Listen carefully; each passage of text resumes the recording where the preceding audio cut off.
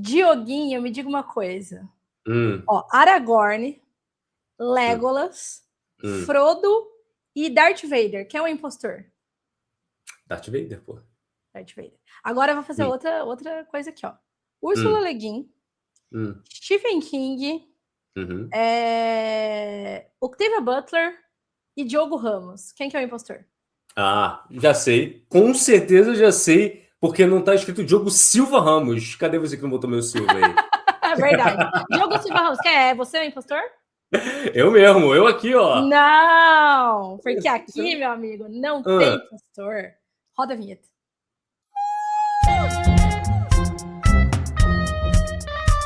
Efigenialidades.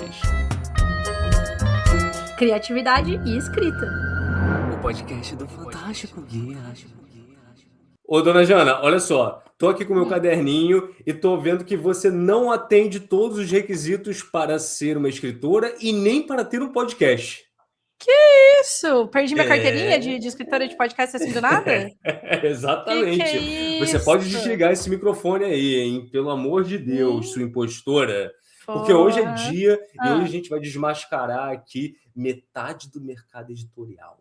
Vamos jogar Among Us no mercado editorial?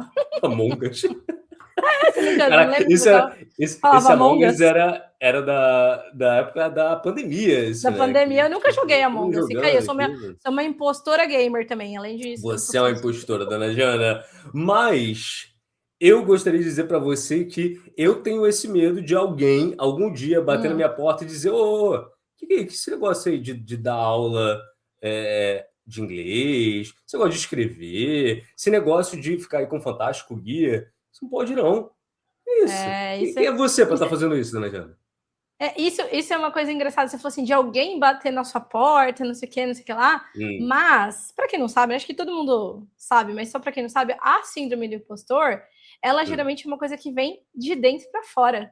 É quando você mesmo se acha um impostor, quando você mesmo se acha incapaz de, sei lá, assumir aquele cargo, ou aquele título, ou aquela posição, aquela coisa, porque você não se acha ali, enfim, que você acha que você não vai dar conta daquilo, né? Então, acho que a gente vai falar sobre isso hoje.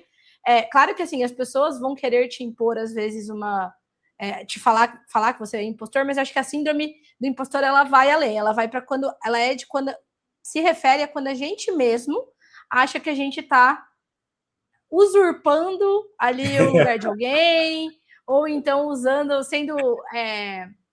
tem uma palavra para isso, esqueci a palavra, fazendo as coisas de forma em vão, assim, sabe? Usando o nome em vão de escritor, assim. Sim, então, sim, entendo perfeitamente.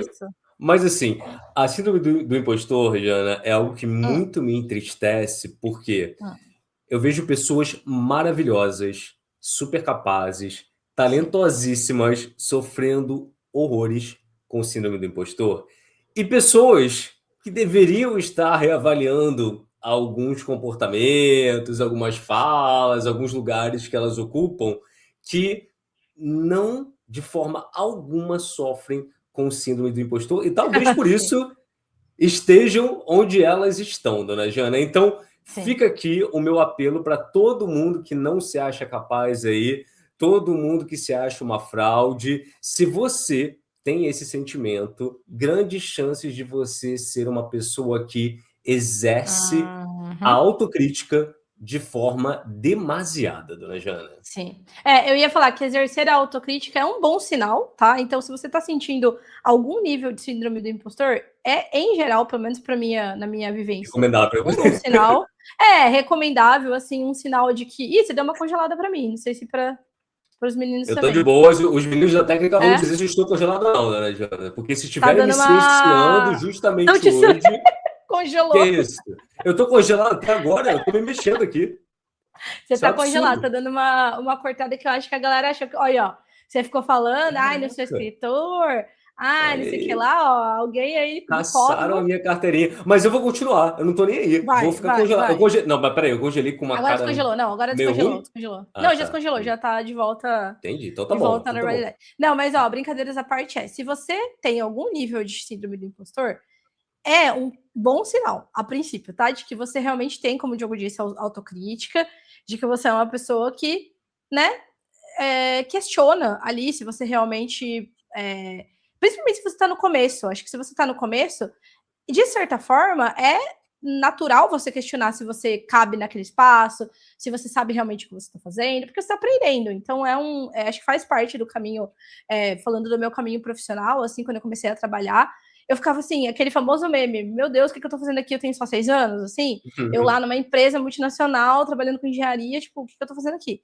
Então é normal que mesmo na escrita, mesmo sendo uma coisa que você tá fazendo ali do conforto da sua casa, não tem dinheiro envolvido, né, seu salário, um emprego, é normal que você, né, tenha essa dúvida. Mas, se você está tendo demais, e se esse comportamento está te congelando, impedindo que você faça coisas, aí sim é o momento de você entender que não, você não é um impostor.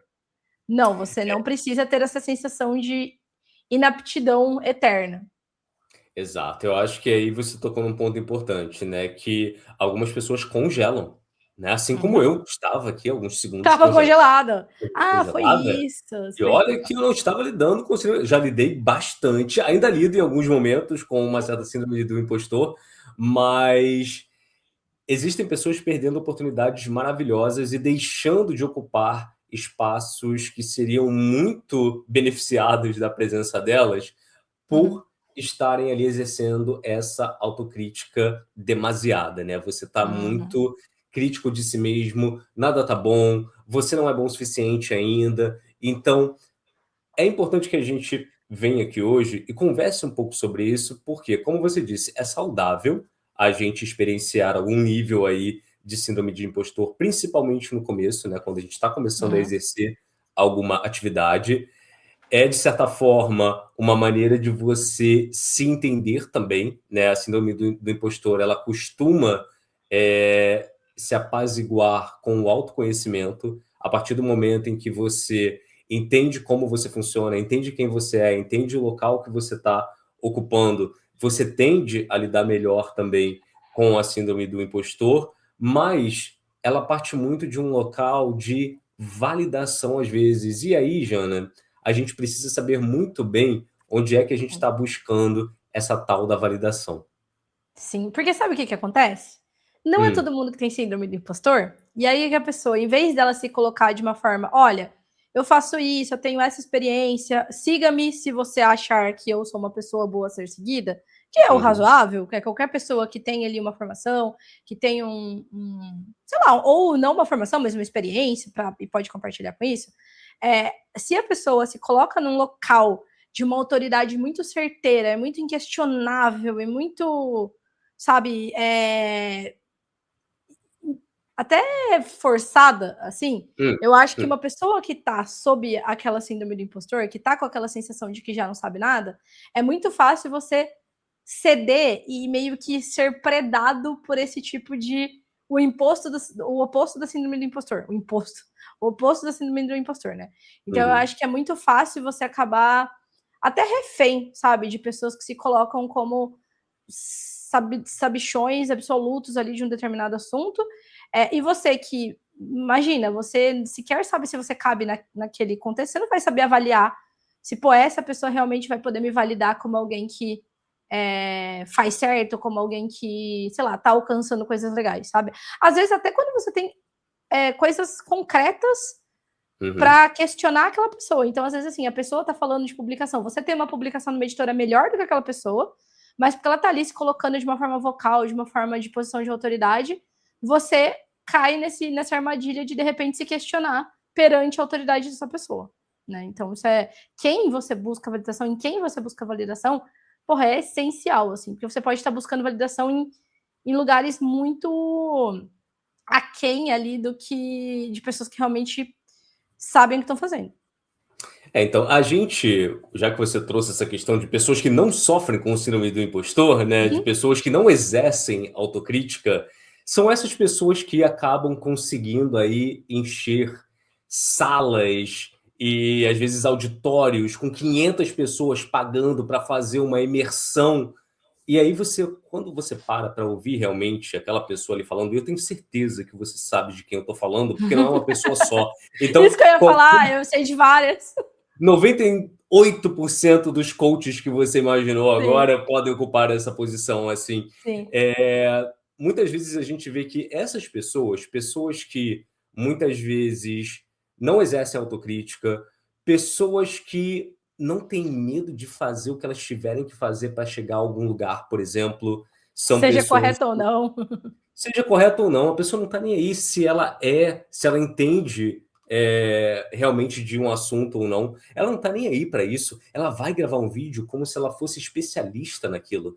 E ela vai falar de uma forma convincente que vai acabar pegando ali algumas pessoas, seja por falta de conhecimento, falta de experiência, ou até por estarem Insegurança. sofrendo ali, né, com a síndrome do impostor, vai acabar pegando essas pessoas. E geralmente são pessoas que se acham muito grandiosas, que elas se acham muito mais do que os outros. E aí você combina isso, né? Essa coisa de pessoas que têm esse senso de grandeza, né? Pessoas que manipulam muito outras pessoas, pessoas que, de certa forma, não têm empatia pelo outro. Então, não importa se eu vou convencer fulano a pagar 3 mil reais no meu curso e tal. Ela não tá nem aí se você vai tirar esses 3 mil, você tá tirando esses 3 mil ali de uma poupança ou de algo que você, né, precise agora para pagar uma conta e tal. Essa pessoa, ela não tem escrúpulos. Então, Escrúpulos, é isso. exato. Então, na maioria das vezes, a gente acaba vendo aí pessoas que têm essas características, às vezes todas combinadas numa pessoa só, às vezes algumas combinadas. Essas pessoas, elas acabam ocupando lugares que, ao meu ver, pertencem a pessoas que não estão tão vocais assim, não estão se colocando tanto assim, justamente porque estão exercendo essa autocrítica de uma forma muito severa, né? Então, é claro que é muito difícil a gente encontrar um parâmetro para isso, assim, né? Tipo, tá, o que que realmente me valida? Onde é realmente que eu vou buscar essa validação? Então, por exemplo, a gente como editor de revista, né? Lá no começo, quando a gente começou a editar revista, a gente não tinha a experiência que a gente tem hoje, Exato. né? E eu Sim. ainda acho que a gente tem muito a aprender, né? Nossa, Apesar da sim. gente já ter tido as nossas revistas, a Taverna, a Mafagafa, a Mafaverna, apesar disso tudo, a Cascártica agora, ainda assim eu tenho completa noção de que a gente ainda tem muito o que aprender, né? Sim. Como editores mesmo, sabe? Mas se a gente olhar para a gente lá atrás, se a gente estivesse sofrendo com aquela coisa, quem sou eu para ser um editor? A gente teria deixado de fazer algumas coisas que mudaram as nossas vidas e mudaram, de certa forma, a trajetória de algumas pessoas, sabe? Fizeram com que Sim. algumas pessoas se mantivessem escrevendo, porque conseguiram publicar com a gente, algumas pessoas que se aproximaram de outras pessoas do mercado editorial. Então, existia um valor naquilo ali. Só que é importante também que, em algum momento, a gente se colocasse em situações nas quais nós estivéssemos sendo testados, né? E eu vejo você fazendo isso e eu fazendo isso também, que é, tá, se a gente está editando material, a gente poderia também se testar como escritores, né? E uma coisa que a gente pode fazer para se testar como escritor é explorar o mercado de ficção curta lá fora, né? Principalmente se a gente está falando de ficção científica e fantasia. Por quê? É um mercado que tem várias oportunidades abertas durante o mês ali, então você não precisa ficar esperando, né, surgirem oportunidades e tal, você tem a oportunidade de se testar ali. E assim, a gente foi percebendo que a gente tinha o que melhorar também na nossa escrita e tudo mais, e a gente estava se testando com muitas pessoas, vários editores lendo o nosso trabalho. E é claro que a gente não deixou de fazer o que a gente queria fazer lá no comecinho, porque a gente não tinha ainda emplacado uma publicação lá fora. A gente não fez isso. A gente fez com muita responsabilidade. Eu, por exemplo, junto com toda a equipe da Taverna, cara, a gente criou um sistema para avaliar as obras. E era um sistema que tinha nota, e aí era uma nota que ia de 0 a 15, e aí 6 pessoas liam, a gente tirava uma média, ou seja, a gente criou todo um sistema que, de certa forma, ajudava a gente a não cometer injustiças que a gente poderia cometer por falta de experiência. Então, existem formas de você se colocar e fazer coisas acontecerem, mesmo ainda não se sentindo capaz, que são saudáveis. É possível você fazer isso. Eu ia falar exatamente isso. Eu acho que muito do que a gente fez, e que eu acho que é o que eu recomendo que as pessoas façam, mesmo que elas estejam se sentindo inseguras, é entender que não existe uma patrulha que vai falar assim, não, para ser editor de revista, você tem que ter isso, isso, isso. Para ser autor, você tem que ter isso, isso, isso. Não, é só você também não se colocar numa posição de eu edito minha revista há um mês, eu sou o supra-sumo do editor, eu sei de tudo de edição. É só você não se colocar nessa posição. Se você não se colocar nessa posição, você tem a permissão de errar. Você tem. O Diogo falou, né? A gente fez um esquema para não ser injusto com ninguém e tudo mais. Super extremamente válido. Eu na Mafagafa, na Faísca, né? Eu, a Fer, os outros editores também. A gente tinha também nossos métodos, a gente era muito preocupado em não cometer uma injustiça, mas assim, tudo bem se a gente cometer uma injustiça. Tudo bem se a gente não publicar uma história muito boa. Tudo bem se a gente publicar uma história que subjetivamente é pior do que a outra que não foi publicada. Vai acontecer, não tem problema nenhum, não vai, né? A gente não é a última esperança de ninguém, a gente não é a diferença que vai fazer a pessoa parar ou não parar de escrever. Uma das coisas que eu tomava muito cuidado, e eu sei que você tomava também, porque depois eu tive contato com a Taverna nos bastidores, é como eu vou me comunicar aquela rejeição, como eu vou comunicar aquela enfim, não aceitação daquela pessoa e tudo mais. Isso a gente era muito responsável. Então, assim, a mesma coisa, todos os projetos que eu participei, o Curta Ficção, quando a gente começou a falar de escrita, né, no primeiro podcast, a gente não era super autoridade, a gente era zero autoridade, na verdade. E a gente sempre falou isso desde o começo, a gente está compartilhando o que a gente aprendeu. Fantástico Guia mesmo. A gente já estava 10 anos mais experiente, quase, do que quando a gente começou lá, tanto as revistas quanto os podcasts, né, um pouco menos que 10 anos mais experiente, mas ainda assim, numa posição, né, aqui mesmo nesse podcast, a gente está numa posição, vocês escutam o nosso disclaimer, talvez, que diz que o que a gente fala que não é nada absoluto, não é uma certeza, não é uma... Você precisa exercer o pensamento crítico, né? Você precisa exercer o pensamento crítico, você precisa... E você sabendo disso, você... acho que você, pessoa que tem a síndrome do impostor, né? Você sabendo que você não precisa ser especialista, não precisa ser o melhor do planeta Terra e fazer qualquer coisa, isso já deveria te autorizar a ir lá e fazer aquela coisa. Então você não precisa ser a pessoa que melhor escreve no Brasil para ir lá escrever, ou para ir lá e mandar lá para fora. Você não precisa ser a pessoa que mais fluente do planeta Terra em inglês para escrever em inglês. Não, você só vai lá e faz o seu e não se coloca nessa posição. Tá tudo certo. Eu amei que você trouxe isso, porque geralmente, em 98% dos casos, eu vou usar 98% dos casos, porque sempre existe uma exceção, mas pessoas que se autodenominam ali as maiores, as melhores, são 98% das vezes as pessoas que não são as maiores e as melhores. Você não costuma ver o maior ou o melhor tendo que afirmar o tempo todo. Quantas vezes você viu o Stephen King falando que ele é um dos maiores escritores de horror do mundo? Exato. Eu nunca vi. Você não viu a Butler falar nada disso, você não viu... Cara, você não viu... A maioria das pessoas que a gente respeita não se coloca dessa forma, né? E com o Fantástico Guia, mesmo que a gente tivesse, né, uma trajetória já relativamente longa, né, dentro do mercado, cada um do seu jeito, a gente também não quer e o tempo todo se tira de uma posição de autoridade, né? Sim. A gente está aqui nesse podcast falando sobre vivências nossas, que é exatamente o que a gente faz no Fantástico Guia. A gente fala do que a gente viveu, a gente fala do que a gente fez, a gente aponta para caminhos... O que a gente está fazendo, inclusive, né? A gente faz junto fazendo, com o pessoal. A gente aponta para caminhos que a gente já desbravou. Mas em nenhum momento eu ou a Jana, né, nenhum de nós acaba se colocando ali na posição de mentor.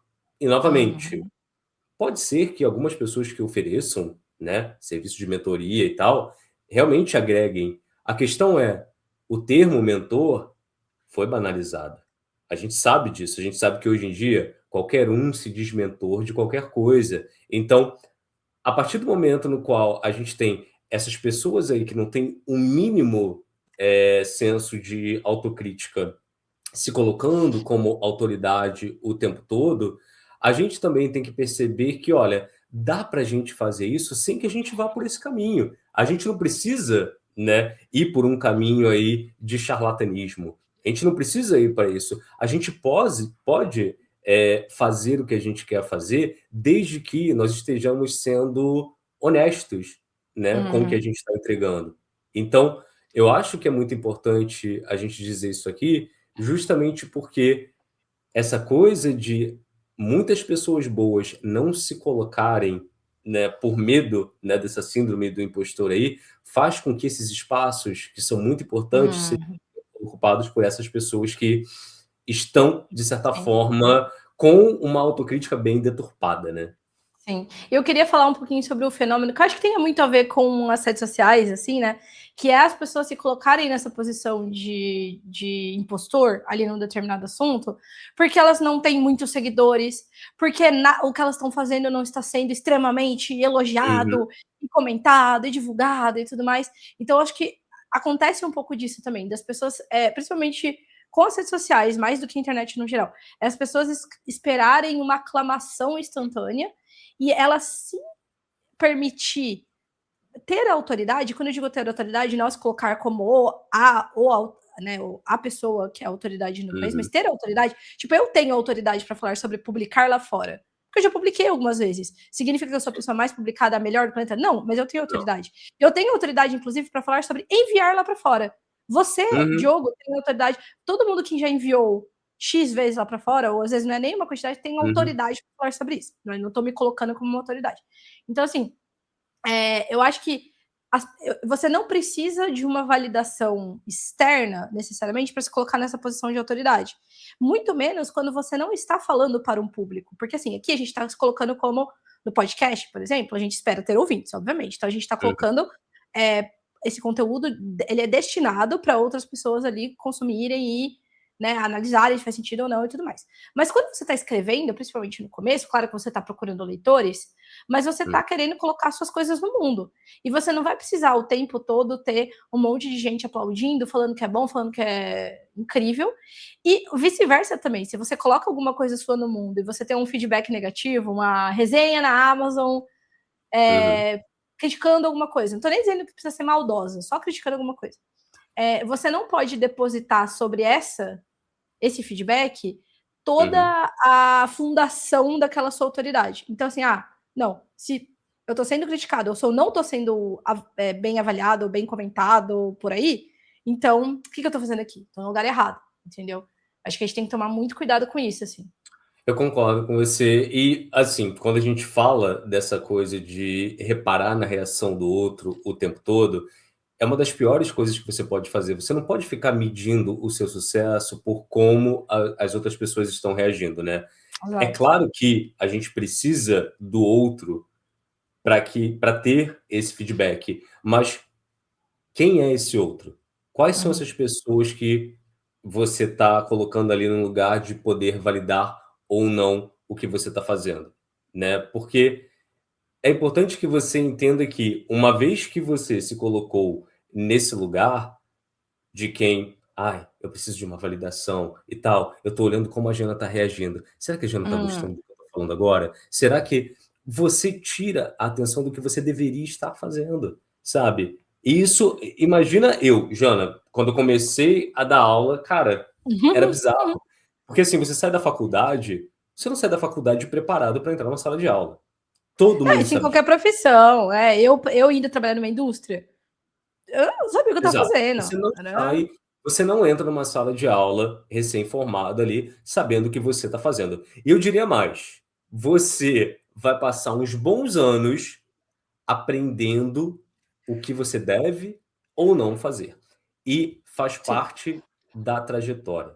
Naquele momento você foi colocado, né, numa posição de autoridade, você foi contratado por um curso, por uma escola e tal, você está ali ocupando uma posição de autoridade, mas é muito importante que você comunique para aquelas pessoas quem você é, de onde você está vindo. É claro que você vai aprender a ler também a sala, é muito importante, né? Então, se você ficar o tempo todo prestando atenção... Cara, eu lembro quando eu dei aula na FITEC aqui no Rio. Cara, tinha uma turma com 50, 60 pessoas. Cara, se eu fosse ficar olhando a cara de cada um, achando que se fulano tá bocejando, a minha aula tá ruim. Se ciclano tá conversando, a minha aula tá ruim. Não sei o quê. Cara, não é sobre mim. Eu preciso focar em fazer o que eu me propus a fazer, o que eu fui contratado para fazer. Então, focar no que você quer fazer é, de certa forma, uma maneira de você trabalhar contra a síndrome do impostor. Porque Sim. a síndrome do impostor pode ganhar uma proporção muito grande a partir do momento no qual você depende da aprovação de todo mundo para fazer alguma coisa. Sim. Você falou de aula, eu não tenho tanta experiência, né? Minha experiência é mais limitada, eu dei alguns cursos, tal, mas eu tenho muita experiência com eventos literários, de falar para muitas pessoas, inclusive eventos muito grandes com muitas pessoas. E isso é uma coisa que eu aprendi intrinsecamente, muito na prática ali, né? Eu não tive nenhuma formação, nada, mas eu acho que eu sei lidar bem com isso, de me apresentar, de estar num palco e tudo mais. E eu acho que uma coisa que eu aprendi sozinha ali foi que é isso. Se você começar a prestar atenção em cada pessoa individual ali que tá reagindo na plateia, cara, assim, você vai colapsar a primeira hora que você olhar e ter uma pessoa no celular. Ou a primeira hora que você olhar e ter duas pessoas, né, duas pessoas conversando entre si. Tipo, isso incomoda, eu já me senti incomodada nesse tipo de contexto, mas assim, você não pode deixar isso, sabe? Ah, não, então o que eu falo não é relevante. Ah, então eu não vou mais participar de nenhum evento. Ah, não, então o que eu tô falando aqui eu não tenho autoridade. E assim, eu falo isso de uma posição de quem já falou em mesas em que eu sabia muito do tópico, eu estava muito à vontade de falar, eram coisas que eu já tinha tido uma grande vivência, que eu tinha muitas experiências para compartilhar, tanto sobre escrita quanto como tradutora, mas eu já participei também de mesas e até de eventos, assim, de cursos e tal, em que eu dominava o assunto, mas eu não era uma especialista no assunto. E eu lembro de ir, Diogo acompanhou isso, eu lembro de ir com 10 pés atrás, justamente porque eu não queria me colocar assim, ó, gente, tudo que eu falar aqui é absoluta certeza disso.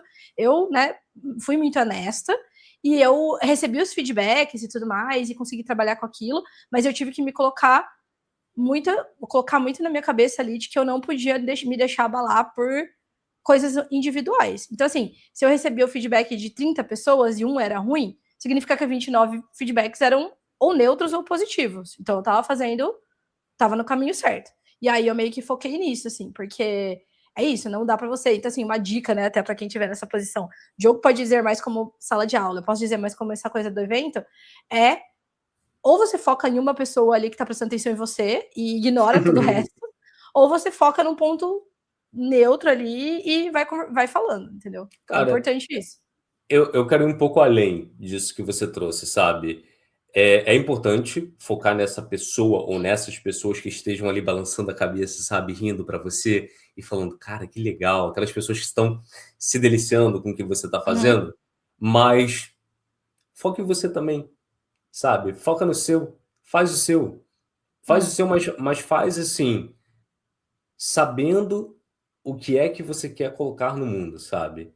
Sabendo o que é que você quer acrescentar. O que você tem a acrescentar? Porque a partir do momento em que você se entende, você não tem a necessidade de enganar ninguém, você não tem a necessidade de fazer parecer que você é maior do que você é, fazer parecer que você é melhor do que você é. Então, eu lembro que uma das coisas que me pegava muito, né, com síndrome do impostor, em sala de aula e tal, era nunca achar que a formação que eu tive tinha sido uma formação boa o suficiente para eu ocupar aquela posição ali de professor, né?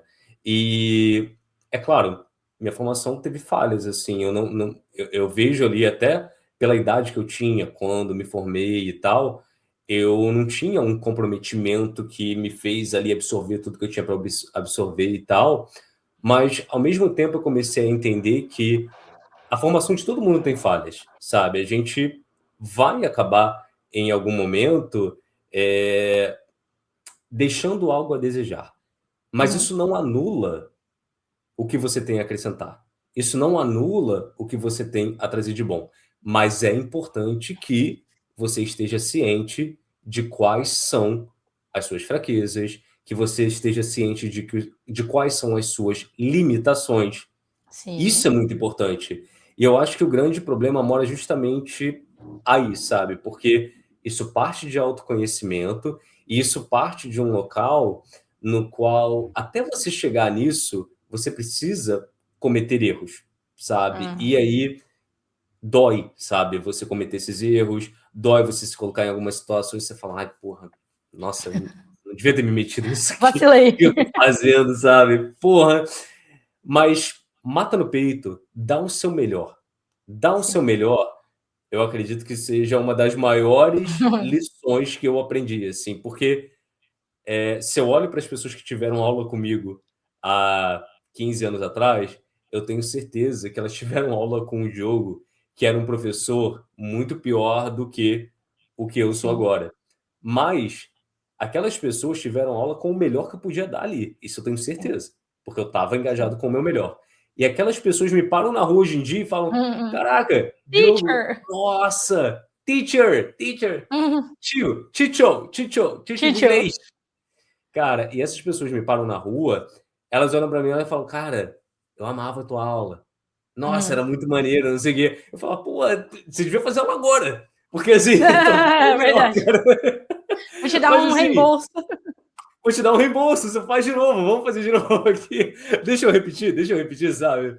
E, cara, isso é muito cruel com a gente, assim, porque a gente contribuiu muito, né, em alguns momentos ali, nos quais a gente realmente não estava preparado. Mas eu tenho certeza de que eu não enganei ninguém, sabe? Eu não cheguei lá e eu falei, nossa, eu sou o melhor professor do mundo, eu sei tudo. Não, eu era um professor, era um professor que estava começando. E tá tudo bem, desde que você saiba que você ocupa aquele lugar. Sim. E a honestidade, eu acho que ela vai para os dois lados. Você tem que ser honesto e dizer, sim, realmente, calma, não sei se eu, né, sou a melhor pessoa para esse ponto, mas você tem que ser honesto no inverso também. Que a síndrome do impostor, ela causa o oposto negativamente falando, que é você não se sentir pronto para fazer algo que você já pode fazer. É você negar oportunidades que estão sendo apresentadas, que você, na sua síndrome do impostor, se acha incapaz. E aí, muitas vezes, eu acho que as pessoas começam a criar...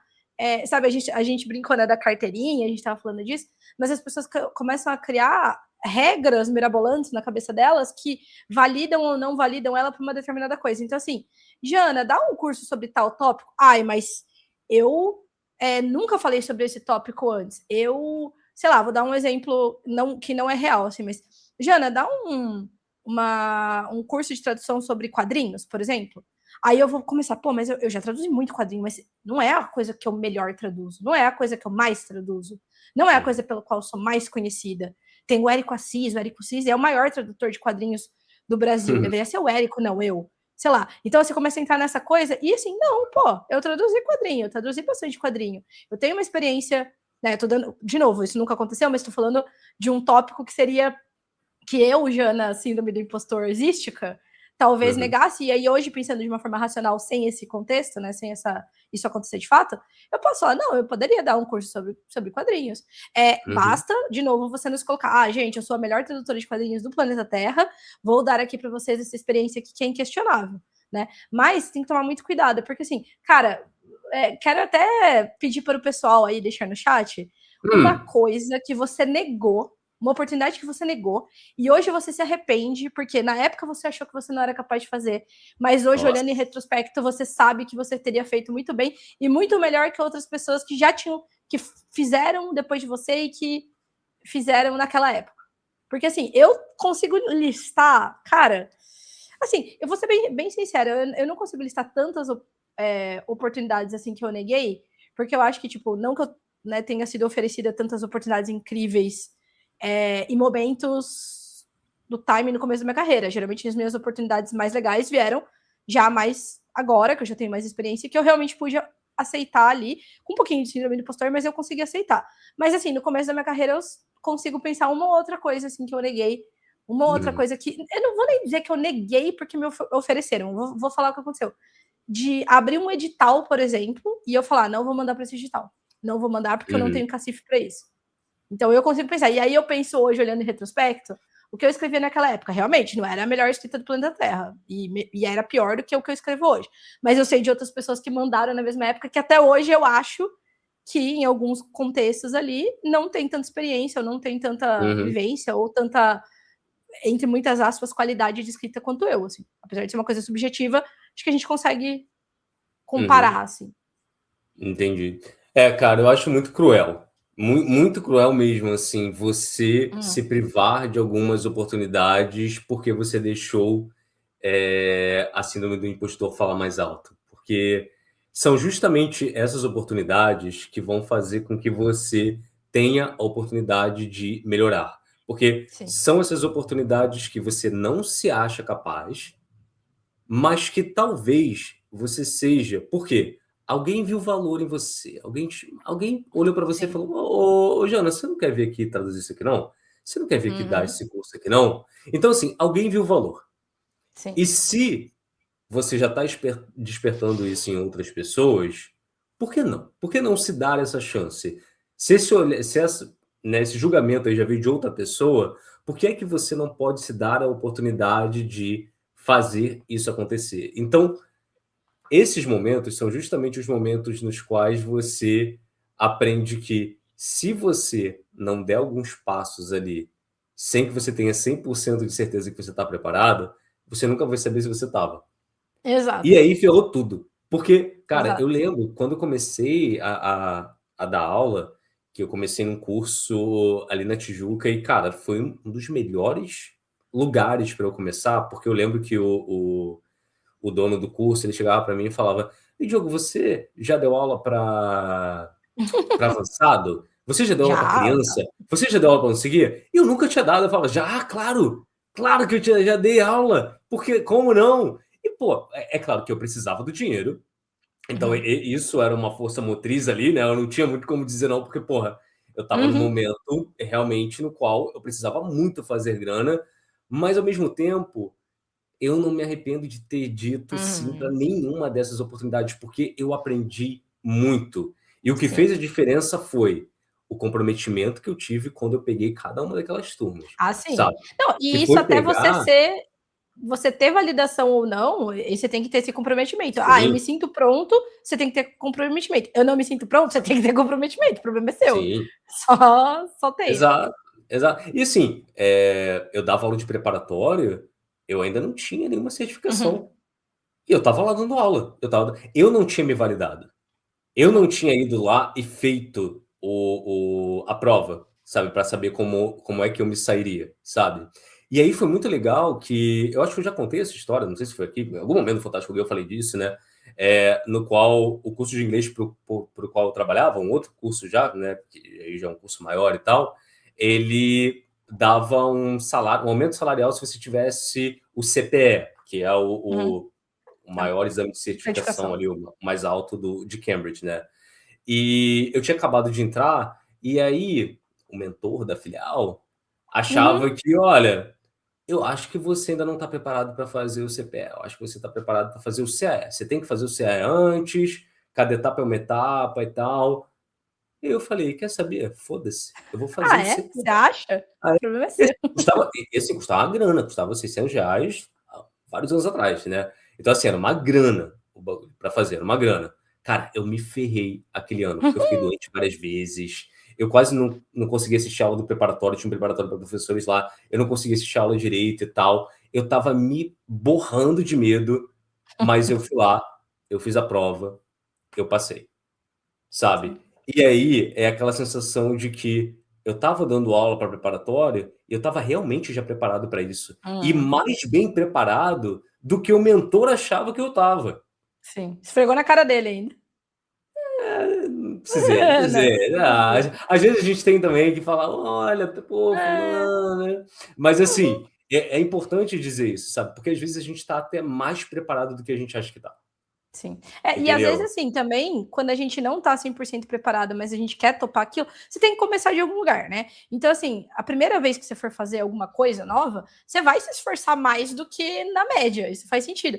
Eu lembro da primeira vez que eu peguei uma tradução que eu precisei usar uma cat tool, que foi meio que no começo da minha carreira. Eu tava começando a traduzir, em geral, e aí essa produtora veio e falou assim: ah, tem esse jogo aqui para você traduzir, é só logar nessa Cat Tool. Nunca tinha usado a caralho da Cat Tool. Eles não me perguntavam: ah, você já Uhum. usou? Você não usou? Nada disso, mas era assim, simplesmente, tô aqui, tem que usar a Cat Tool. E era obrigatório, não tinha opção. Cara, eu baixei um tutorial do negócio, assisti, era muito fácil, assim, muito intuitivo, né? Óbvio que eu sofri muito mais do que as próximas vezes que eu usei a CatTool, né? Mas eu lembro que eu falei, cara, eu tô com medo, mas eu vou com medo mesmo, porque isso aí é uma baita oportunidade, era uma oportunidade incrível, realmente foi muito boa pra minha carreira. E aí eu não falei pra ninguém, eu não menti pra ninguém, falei, eu sou super especialista em CatTool, eu sei usar. Não, eu só falei assim, tá bom, eu vou baixar a CatTool. Baixei, fiz o tutorial, me ferrei ali, porque eu tive que realmente trabalhar um pouco em dobro naquele projeto para entender tudo, mas me preparou para vários outros projetos dali para frente. Se eu tivesse falado, não, mas eu nunca usei uma CatTool. Quando que eu ia usar essa CatTool? Você acha que eu ia baixar a CatTool para ficar usando, testando até eu estar à vontade só de brincadeira com a CatTool e aí eu ia pegar um projeto? Eu ia ter que pegar um projeto em algum momento, e aí foi esse, entendeu? Então, e aí, assim, eu tô lendo aqui que o pessoal da técnica aqui, falou que eu deixei de enviar muita coisa para Mafagaf e para Taverna. Olha aí, não deveria, mas agora tá no Fantástico Guia. E olha só, dona Joana, temo lhe dizer, mas chegou aqui alguém com uma prancheta dizendo que você não deveria ter mentido sobre CatTool, caçando a sua carteirinha aí de tradutora, e vamos precisar acabar com esse podcast agora, porque você é uma impostora. Tá ruim, vamos acabar esse podcast? Já acabou. Tá silenciada. Silencia ela, vai, acabou.